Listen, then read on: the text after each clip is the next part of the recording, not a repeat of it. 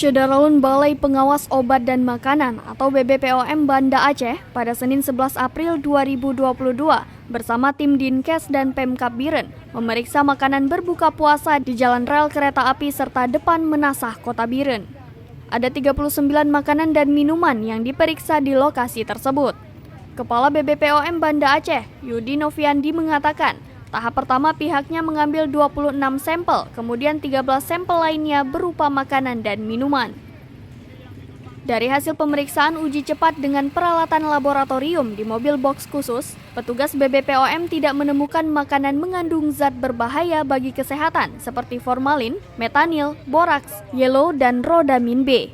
Yudi Noviandi menyatakan aneka makanan dan minuman berbuka puasa yang dijual pedagang musiman di Biren dipastikan aman dikonsumsi karena tidak ditemukan mengandung zat berbahaya yang dapat merusak kesehatan.